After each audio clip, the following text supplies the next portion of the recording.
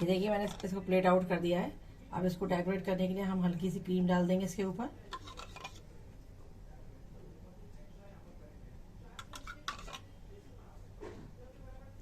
ये देखिए कितना अच्छा लग रहा है। आप इसको जो है एक बार ट्राई कीजिए अपनी फैमिली और फ्रेंड्स के साथ, और मुझे कमेंट बॉक्स में बताइए मेरी रेसिपीज आपको कैसी लगती है। और गाइज मेरे चैनल को सब्सक्राइब कीजिएगा, शेयर कीजिएगा और लाइक कीजिएगा। Thank you for watching my channel. Hello guys, welcome back to my channel पुरानी दिल्ली के फूड्स एंड ब्लॉग। और मैं आज आपके लिए लेके आई हूँ ढाबे स्टाइल कढ़ाई पनीर। ये रेसिपी बहुत लाइक की जाती है ज़्यादातर, तो ये आपने बहुत सारे चैनल्स पे भी देखी होगी, लेकिन हमेशा की तरह मेरी जो रेसिपी होती है वो बहुत अलग होती है। बहुत इजी स्टेप्स होते हैं उसके, जो आप आराम से घर में बना सकते हो। तो आप इसको फुल देखिएगा, आप इसको स्किप मत कीजिएगा। इसके लिए जो इंग्रेडिएंट्स चाहिए वो हमें चाहिए, शिमला मिर्च लिए एक मैंने, इसके पीसेस कर लिए, इस तरीके से आप पीसेस कर लीजिए। और मैंने प्याज लिए है एक, उसके भी इस तरह से पीसेस करके अलग कर लिया है मैंने। ये देखिए 2 तेज पत्ता लिया है और 1 चम्मच मैंने साबुत धनिया लिया है। और ये मसाले लिए हैं मैंने ड्राई।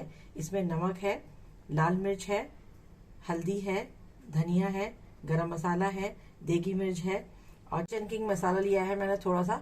आप इन मसालों को अपने हिसाब से कम ज़्यादा भी कर सकते हैं, क्योंकि सबका टेस्ट अलग होता है। और ये हमने क्रीम ली है, अगर आपके पास फ्रेश क्रीम हो तो आप फ्रेश भी ले सकते हैं। और मैंने यहाँ पे लिया है थोड़े से लहसुन की जगह तो अदरक का 1 टुकड़ा, 6 मैंने लिए हैं इसमें काजू, 1 लिया है टमाटर, ये कुछ प्याज हैं जो मैंने उसमें से बचे थे वो लिए हैं, और ये लिए 3 हरी मिर्चें। और ये 250 ग्राम मैंने लिया है यहाँ पर पनीर, जो इस क्यूब्स में काट लिया है, थोड़े मोटे क्यूब्स में काटिएगा आप। चलिए अब इसको बनाने की विधि हम स्टार्ट करते हैं। ये रेसिपी बहुत लाइक की जाती है, जब आप रेस्टोरेंट्स में हम जाते हैं तो हम ऑर्डर करते हैं, और ये बहुत महंगी भी मिलती है वहाँ पर। आज हम उसी स्टाइल में आपको घर में बनाकर दिखाएंगे, तो ज़रूर ट्राई कीजिएगा और कमेंट बॉक्स में बताइएगा कि मेरी रेसिपी आपको कैसी लगी। और आपके घर में जब गेस्ट आते हैं या मेहमान आते हैं तो आप इसको बड़े फंक्शन में भी बना सकते हैं। बहुत ईजी बनती है और बहुत ही टेस्टी होती है। तो चलिए इसको स्टार्ट करते हैं। मैंने 1 चम्मच ऑयल इसमें डाल दिया है। सबसे पहले हम अपनी जो वेजीज हैं उनको फ्राई करेंगे। तो हम डालेंगे इसमें साबुत धनिया और अपना तेज पत्ता। इनको हम हल्का सा फ्राई कर लेंगे। हल्का सा फ्राई हो गया है, देखिए ये 2 मिनट के अंदर ही। अब हम इसमें डालेंगे अपनी प्याज और शिमला मिर्च, इसको भी फ्राई कर लीजिए। ठीक है, ये अपना कलर चेंज कर दिया है और ये हल्के से सॉफ्ट हो गए हैं। अब हम इसको बाहर निकाल लेंगे। सारे वेजीज मैंने बाहर निकाल दिए। हल्का सा 1 चम्मच ऑयल डाल के अब मैं इसमें ये वाला अनियन डालूंगी और अपना अदरक, लहसुन, टमाटर और काजू, इन सबको डाल के भी हम फ्राई कर लेंगे अच्छे से। अभी हमारे यहाँ छोटा सा एक फंक्शन हुआ था कुछ टाइम पहले, तब मैंने ये रेसिपी बनाई थी। तो लोगों को बिलीव नहीं हुआ था कि ये रेस्टोरेंट नहीं है, घर में बनी हुई है। तो इसलिए मैं आपके साथ शेयर कर रही हूँ कि जब आपके यहाँ कोई छोटा सा फंक्शन हो या कोई बर्थडे पार्टी वगैरह हो तो आप ज़रूर इसको ट्राई कीजिए, या कोई गेट टुगेदर हो फ्रेंड्स का या फैमिली का, तो आप एक बार ट्राई करके ज़रूर देखिएगा। आपको बहुत अच्छा लगेगा और आपको बहुत ही तारीफ सुनने को मिलेगी। अब देखिए इसको 2 मिनट मैंने रोस्ट कर लिया फ्राई। देखिए सारे वेजिटेबल्स को मैंने फ्राई कर लिया है थोड़ा देर, कम से कम 3 मिनट। इसको भी अब हम बाहर निकाल लेंगे और इसका एक पेस्ट बना लेंगे। अगर आप थोड़ा गेट टुगेदर के लिए बना रहे हैं तो आप थोड़ा सा जो है खसखस होता है वो ले लीजिएगा 1 चम्मच, और उसको भिगो के रख दीजिएगा। और जब आप ये पेस्ट पीसेंगे तो यहाँ पर उसको ऐड कर दीजिएगा, क्योंकि आपको ग्रेवी ज़्यादा चाहिए होगी। अभी मैं खाली घर के लिए बना रही हूँ तो मैंने नहीं डाला है। ये देखिए,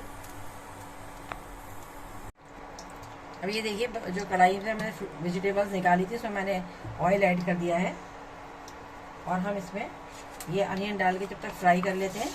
ये मैंने थोड़ी बारीक 1 चम्मच काट ली थी अनियन और हरी मिर्च, वो इसमें डाल देंगे। और जब तक हम इस वेजिटेबल्स का एक पानी डालकर थोड़ा सा पेस्ट बना लेते हैं ग्रेवी के लिए। ये देखिए मैंने पेस्ट बना लिया है, थोड़ा पानी डाल के एकदम फाइन पेस्ट बनाया है। मैंने इसमें खसखस नहीं डाली है क्योंकि मैं सिर्फ फैमिलीज के लिए बना रही हूँ। अगर आपको थोड़े गेट टुगेदर के लिए बनाना है तो आप 1 चम्मच खसखस डाल लें। और ये देखिए हमारा जो प्याज है वो सॉफ्ट हो गया है। अब हम इसमें ये पेस्ट डाल देंगे।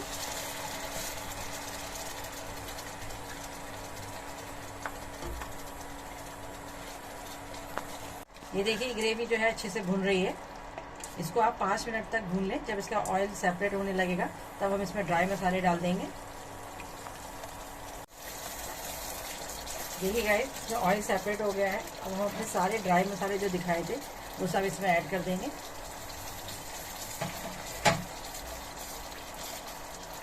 और इसको आप अच्छे से भून लीजिए। यहाँ पे हम ऐड करेंगे इसके अंदर 1 चम्मच दही, क्योंकि हमने टमाटर कम डाले थे तो हम 1 चम्मच दही का इस्तेमाल कर रहे हैं। और इसको आप अच्छे से भून लीजिए जब तक सारे कच्चे मसालों की स्मेल ना चली जाए, तब तक आप इसको थोड़ा पानी डालकर भूनते रहिए। देखिए ये मसाला अच्छे से भुन गया है, मैंने इसको बीच में ढक दिया था। ये देखिए कितना अच्छा इसमें कलर आ गया है, ऑयल कितना अच्छा सेपरेट हो गया है। अब हम इसमें अपने सारे वेजीज जो फ्राई किए थे वो हम डाल देते हैं।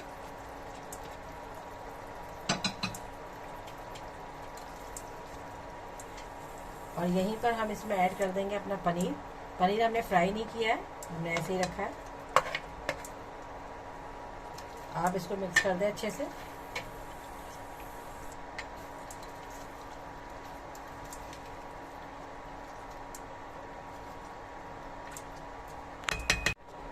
ये पनीर और वेजी डालने के बाद अब हम इसमें डाल देंगे थोड़ी सी अपनी मलाई। फ्रेश मलाई ली है, आप घर की भी ले सकते हैं। मैंने रेडीमेड जो बाहर से आती है वो ली है, ज़्यादा नहीं डाली है मैंने, थोड़ी सी ही डाली है। अब आप इसको अच्छे से मिक्स कर दीजिए। यहाँ पे अपना सॉल्ट अपना चख लीजिएगा, मिर्च भी चख लीजिएगा कि आपको कितना चाहिए। अब आप इसमें हम थोड़ा सा वाटर ऐड कर देंगे ताकि पनीर के अंदर सारे मसाले चले जाएं। और जितना आपको रखना है, वैसे ये थोड़ा थिक ही रखा जाता है क्योंकि ये नान वगैरह से खाया जाता है, परांठे से, तो आप इसको थोड़ा थिक ही रखिएगा। हम इसको सबको 3-4 मिनट के लिए और पका लेंगे ढककर। देखिए गाइस, इसको 5 मिनट्स हो गए हैं। देखिए कितना अच्छा इसका कलर आया है। आप इसका देखिए कितना ऑयल सेपरेट हुआ है। और हम जो वेजिटेबल्स है ना थोड़ा क्रंची रखेंगे, उसको बिल्कुल भी ज़्यादा नहीं गलाएंगे। चलिए अब इसकी प्लेटिंग करते हैं हम।